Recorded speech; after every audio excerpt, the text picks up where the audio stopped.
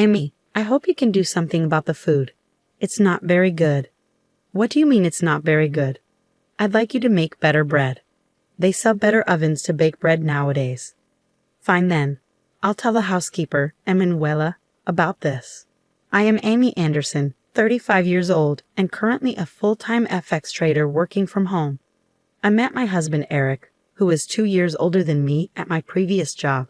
When we first met, we worked for a small mail order company. He was in the pet food department, and I was in the cosmetics department answering customer phone calls. Our company habitually flouted labor regulations, so we worked overtime every day, often getting home late. We always looked forward to going out for a drink once a week after overtime with a group of coworkers.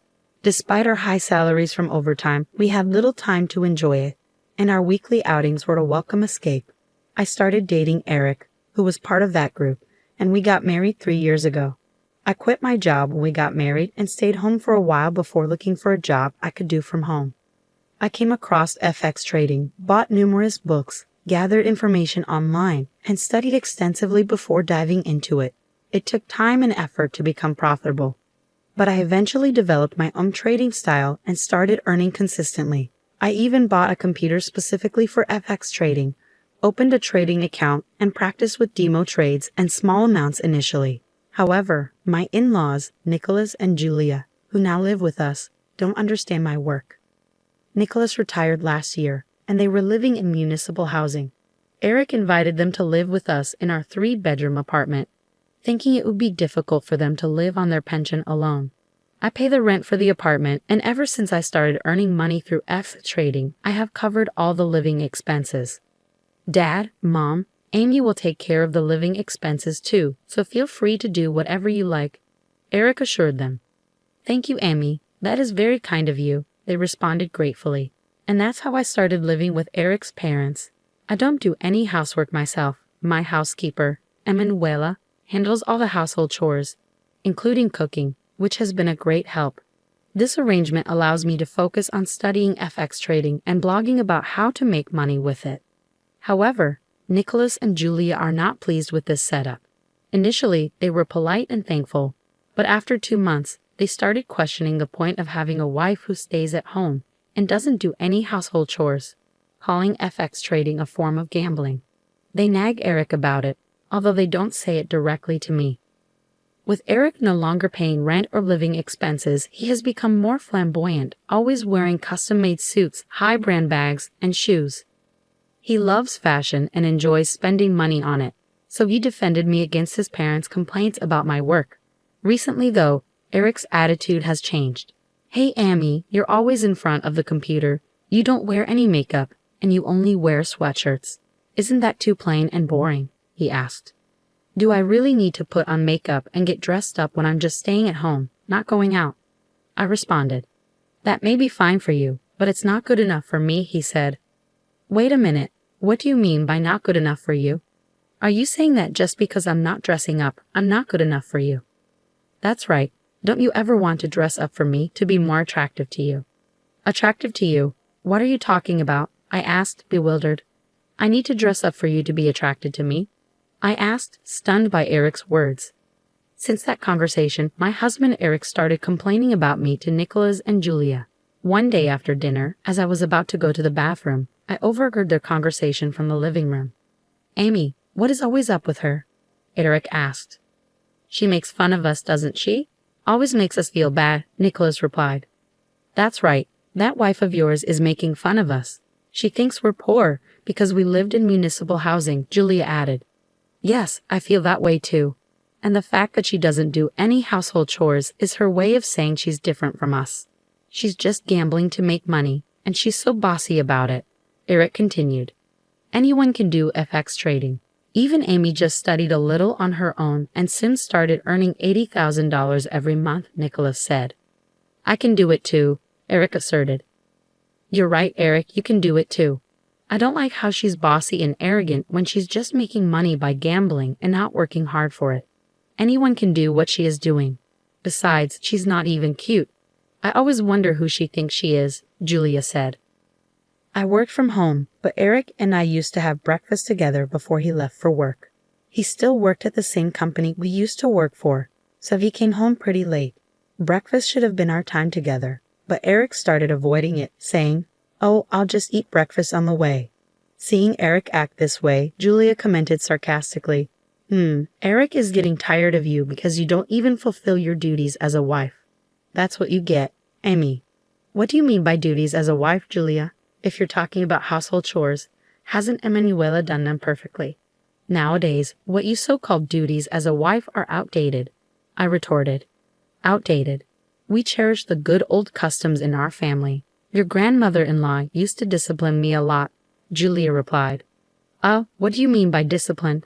Isn't it enough if the household chores are done well? I'm paying Emanuela enough for it, I said. Do you think this is about money? Do you think that if you bring up the subject of money, I will shut up? Just because you are paying for all our living expenses, you shouldn't be bossy and arrogant about it, Julia snapped. Despite her words, Julia seemed to enjoy socializing with her peers in the apartment building, buying expensive high-end brand bags with the money saved from not paying for their own living expenses. Nicholas, too, devoted his pension to his hobby of golf, purchasing new clubs and keeping a golf bag at the front door. I am the one who is covering and paying for the rent and all of their living expenses. What is up with these people? Even though I question their behavior and attitude towards me, my parents-in-law had nowhere else to live, so I just put up with them for now. About a month after Eric stopped eating breakfast with me, his number of business trips increased. Eric said he was in charge of starting up a new department at the company and was thinking of importing LEDs from Korea, so his trips to Korea became more frequent. That weekend, too, he went on a business trip to Korea. Since my husband was away, I went out for dinner with Lily, a friend of mine from school, at a fancy Italian restaurant. I had been to this restaurant with Eric before, and there I saw Eric, who was supposed to be on a business trip to Korea. Lily and I were having lunch on the terrace, drinking wine and in a good mood when Lily said, "Hey, Amy, isn't that your husband Eric?" When I turned around and looked inside the restaurant, I saw a woman and my husband leaving the restaurant. Oh wait, maybe I have mistaken. That is not Eric, right? Because he is supposed to be on his business trip to Korea, Lily said, trying to cheer me up. But it was obviously my husband Eric. Every time Eric said he was going on a business trip to Korea, he was actually spending the weekend with another woman. The woman with him was a petite, cute-looking woman who appeared to be in her early 20s, much younger than Eric, who is 37 years old. I recalled Eric saying, "Don't you want me to be attracted to you?" It seems certain that my husband was definitely cheating on me. So the next day, Monday, I immediately requested an affair investigation by a professional investigator. Recently, I've been receiving more and more packages addressed to Julia at home. Julia, did you buy something again? Be quiet, Amy. Do I need your permission to buy anything? No, that's not what I am saying. Julia seemed to be addicted to online shopping, buying high-end brand bags and jewelry. I worried because there are many fake high-end brand bags sold online. One day, Julia came into the room where I was working and said, "Hey, Amy, I'd like you to take a look at something." "What is it?" "Just come here." I had no choice but to follow her. In the living room, she was opening a package that had just been delivered. I bought 5 bags. They were cheap as a bundle, so I bought them. When I looked at the bags, they seemed to be fake. Julia, you should be very careful buying things online because there's a high chance they might be fake, especially high-end brand bags and jewelry.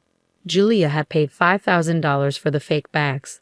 The mail order site was well designed and didn't look like a scam at first glance, but the prices were unreasonably low. Julia paid by bank transfer, so there was no way to stop it with her credit card company, and the cooling-off period policy was well stated, so she wasn't eligible for a refund. Julia, you have to be careful about fakes when you're buying high-end brand goods online. If the price is unusually low, it's likely a fake. You have to really think it through and not jump on it just because it's cheap. Don't make it sound like I don't know what I was doing, Amy. No, it's not that. It's just you wasted $5,000 on fake bags. Shut up, shut up, shut up. Since talking didn't help, I went back to my room and continued working. After dinner on Sunday, Nicholas suddenly told me to stop doing FX trading. The previous Saturday, Nicholas went golfing with a friend from his former workplace, where he heard about Forex trading and said, "I heard that Forex trading is a scam. Amy, are you making money by scamming people?" "What? No, I'm not scamming anyone. I'm just trading currencies. How do you make money with FX trading? Scammers lure people in by saying they won't lose money, which is what I heard from my friend." "Are you scamming people, Amy?" "No, I'm not making or luring people to invest in anything. I just blog about Forex for those interested. There's no scamming involved." "I see you using social networks. That's what scammers use to trick people." "No, I'm just sharing helpful information. There's no scam here." "You think you can fool me because I don't know anything about computers?"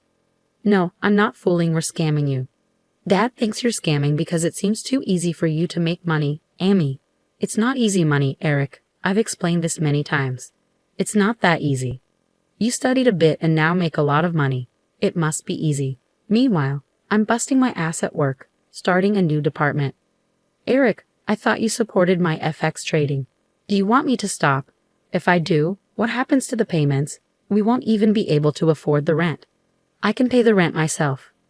Since I'm the full-time FX trader, Eric and his family have been able to live the way they do now. But my in-laws don't appreciate that and just complain about me being an FX trader.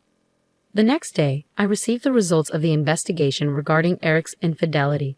He was definitely cheating on me with a 25-year-old woman, 12 years younger than him, who worked with him and had joined the company after I left.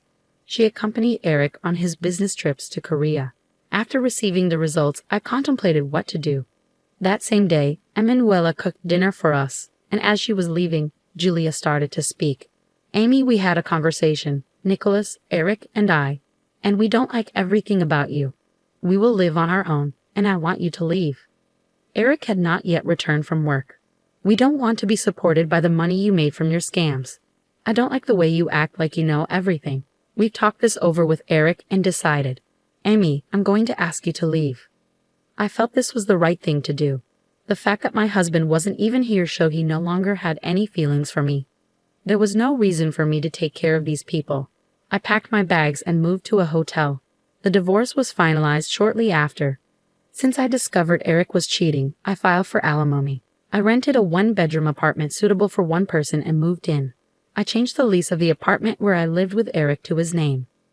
About 4 months later, I received a call from Eric. He wanted to talk and said he would come to my current apartment.